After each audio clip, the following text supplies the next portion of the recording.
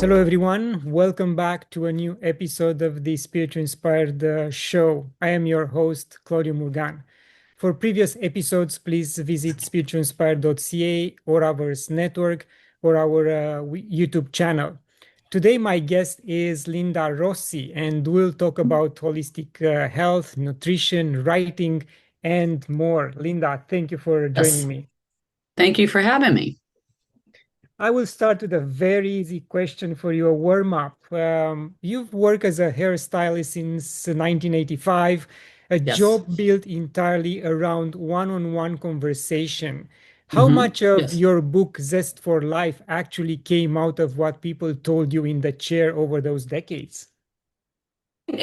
Basically what inspires me a lot about that, talking to people every day. I love to, meet the different cultures and, you know, I get to bounce ideas with everyone and they get to share you get to know them on a one-to-one basis. So I feel like that helps me to really stay in a good mood every day and it enlightens happiness by having the pleasure of pleasing them in the way that they want to walk out of there feeling good about themselves. So that actually is one of the aspects that I talk about in my books that brings me happiness.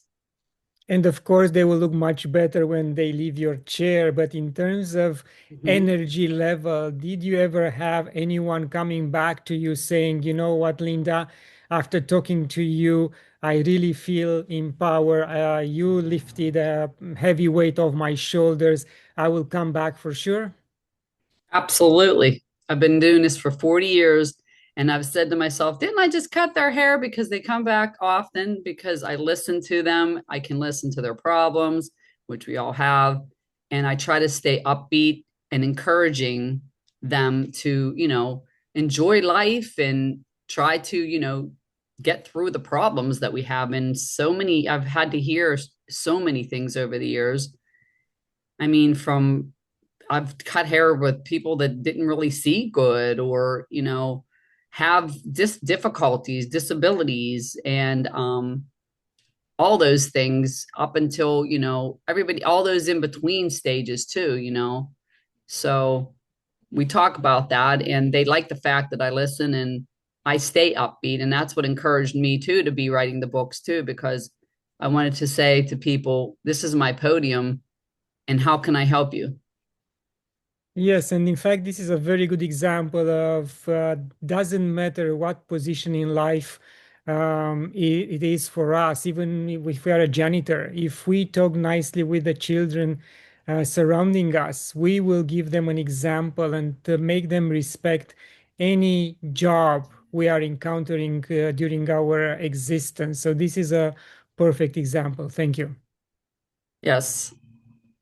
And later on, you move from cosmetology into an associate degree in human services and then into Head Start as a home visitor. A very Yes. different kind of one-on-one work with parents instead of clients. What did that shift teach you? Well, I always wanted to go back into more of the social service field because of my background in listening to people and helping people.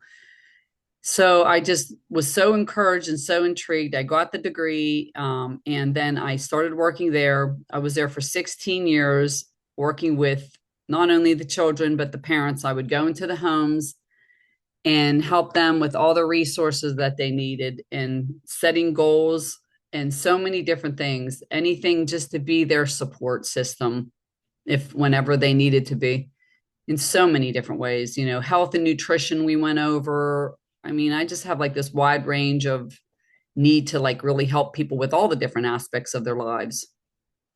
And over time, have you acknowledged the fact that these challenges for the children and for the parents are mounting up, or are they easing off? Well, I would say towards I think they're getting better as far as the program itself, I really respect the program because it just gets in there one on one with the families. I was able to go into their homes and, talk with them one on one, set up a plan because we had like, a program and a plan that we would set up with them, and I encouraged them more or less to follow it. That was part of my thing that I really love to do. And my families and I feel like we built a really good rapport with them, and they would look up to me, and the children were benefiting. It's just the whole thing of benefiting the children too, because if the parents aren't supported, then the children are going to be lacking some things in their life. Yes, that's a real that's true. We really have to engage the parents Hmm. in this in any type of process, even during the learning process at school. If we don't involve them, they won't know what the childrens are encountering and what they are struggling with. So it's Hmm. very good to have them engage in any aspect of the child's life. Absolutely. Yeah. I And enjoyed Linda, every minute of it. I enjoyed yeah. every minute of really any of my jobs that I've ever done. I've never done anything literally for money. Everything I've done has been because I had a passion for it. And that's what I follow. That's what I try to encourage other people to do in order to gain more happiness in their life. Beautiful. And along the way, you added a certification in holistic health and nutrition. Where does that fit into your own timeline? Did it come before the books, or did writing about wellness push you to formalize that knowledge? No, it was before the books. I myself even had like to challenge myself and test myself, and I've taken numerous amount of web classes and different things like that. And I just started to say, even in my own life, I have to do better for myself, for my health, because, it's important to me to see other people be healthy.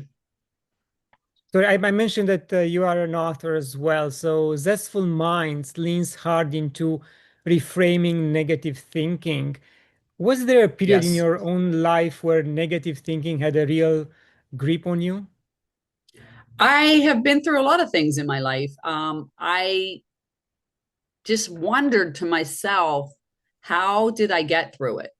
And I wondered to myself, how did I do it? Like, and I remember back at how I used my mind, and it was just like, it was amazing. Like things would happen, and I've had some really hard times, and then I wouldn't get down. Like I didn't get down. I wouldn't let it get to me.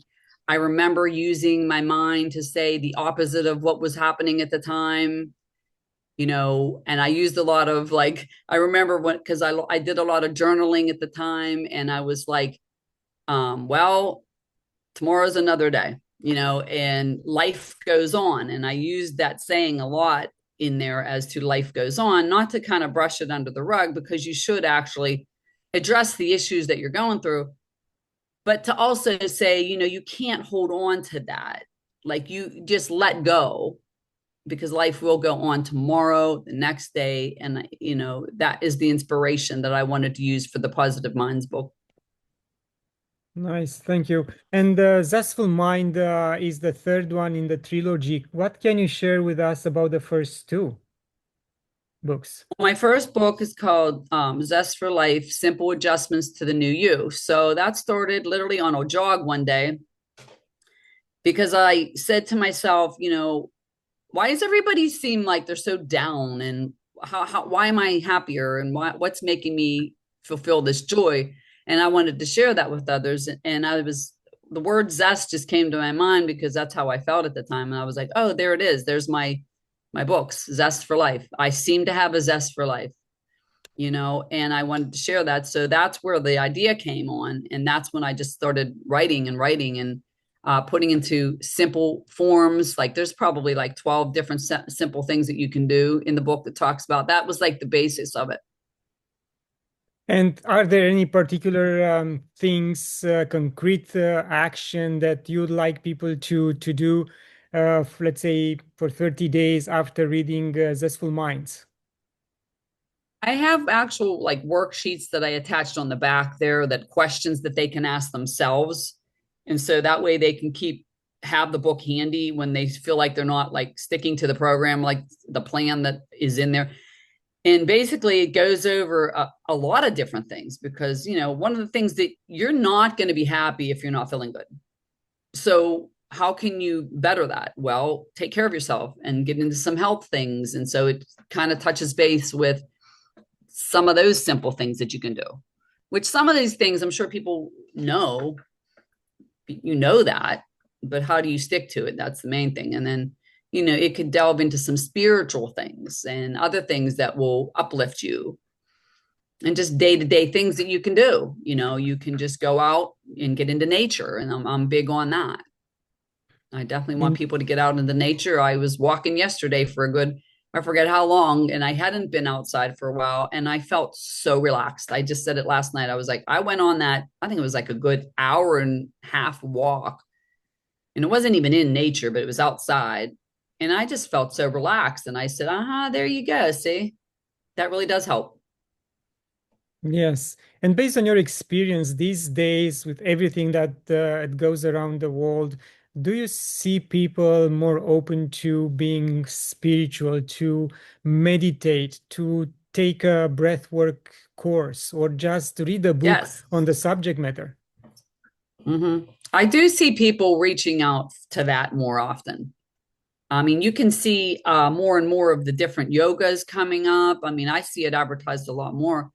People are searching for, they have them in the parks now. And I don't remember ever that many people ever looking into that. And that's what I like to see people do because it's more of a natural way. Like, I just don't really agree with like, okay, let's just pop a pill. Like, it's just not there. Like, I think it's just so much better to find a natural way to, if you can, to relieve different things in your life, whether it's ailments, whether it's like I mean, obviously still consult with your doctor, but also at the same time, there's things you could be doing. Indeed. And what are your future plans regarding writing? Are you working on a new book? Well, I do believe in a lot of the spiritual things. So I have a lot of ideas that are still out there. I just have the ideas right now. And one of them is more or less things that have to do with angels. I do have some belief in that. And I've had some actual things happen to me that I keep a log on everything when it happens and the feeling that I get when it happens. Just, spirituality and how much more supported you feel, no matter what religion you are, it doesn't matter. Your beliefs definitely will give you some support. And would you be able to share with us any of your encounters with the angels? Sure. Well, let's see. It can be in dreams sometimes. It could be finding coins, like just some really crazy situation. One time I was doing a lady's hair and I had to move her from the one chair to the next, and there was nothing sitting on the chair. And I went to move her, and this quarter, like, literally flew across the room. And her and I were like, where'd that come from? And she looked at me and I looked at her and she's like, I didn't have anything on me. And then there wasn't anything in the chair. And I picked that quarter up and I just kept it to my heart. Like, okay, because my mom and parents had passed away not too much sooner before that. And I was like, that just felt like a sign to me. And I do seem like I get a little bit of signs here and there. So that was just one of the things. I have many of them. Thank you. And how do you uh, feel feminine energy rising these days? Do you want to see more feminine activity and action in retreats and symposiums and oh, you guys yes. going out there, or how do you see it moving forward? I see a lot more, they call them like wellness retreats. And I look into them myself because I love to travel. So if I can travel anytime, and these retreats sometimes that I look into will last a couple of days. And that's where I have to, you can look into the meditation, you can look into the yoga and the Reiki and all that. And I also believe in getting close to water, water is really relaxing to me, whether it's like swimming or just, soaking in water. And the Epsom salts also helps.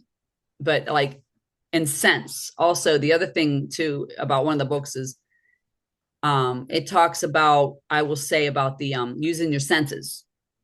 So that to me is what I've found, even with my own experience, is very important because you can tap into so much more relaxing energy. And my smoothies that I make, that I always talk about, give energy. I have like natural ways to make smoothies that will give you energy rather than buying those chemical ones, the ones that are just not good for you. Exactly. And Linda, because you mentioned traveling, what sacred sites did you travel to and how did you feel, or if you felt the Oh, energy of the place? well, I have a story about that. Please Okay, go ahead. well, I went on my first cruise. I went to Bahamas, Bimini, Bahamas to be exact.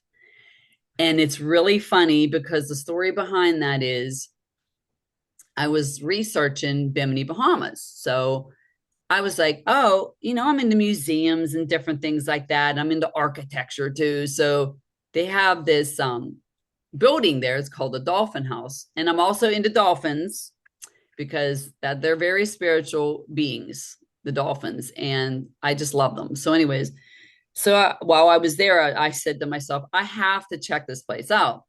So I went to the Bahamas, and it was just the beach itself was just so relaxing and so like spiritual to me because it wasn't like where I went wasn't like the build up human fast and furious stuff like the shops and everything. It was more isolated, and that's what I liked about it. Anyways, so I stopped in to see the Dolphin House. Here I got to meet the actual man that produced the Dolphin House, Ashley Saunders. Okay, and I talk about that in my third book, actually, in the Positive Minds, Zestful Minds book.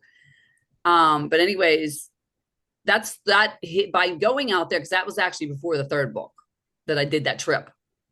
And that was unbelievable how it sparked me again to get, like, I had to get this book out. And I talked with Ashley about it when I was there, like how I just got chills meeting him. And if you see the place, it's just unbelievable how he created it with his bare hands. That just Beautiful. intrigued me so much. Yeah. Linda, wonderful conversation. How can people reach out to you? And if you have any final words? Well, I have the three books, and I have my link tree is linktree/Linda's Books 67. That will give you all of my links. All three books are on Amazon. They sell them through Walmart online. They're on other various bookstores online. And I mean, I do a lot of events locally. I live in Pittsburgh, so I am also, if anybody's in around here, I can do events probably like twice a month. I get out with the books themselves and meet people in person. So, Perfect. I mean, Thank you very much, and thank you for everything you do. thank you so much. And to my viewer, thank you for watching. Share it, leave a comment, and until next time, love and gratitude.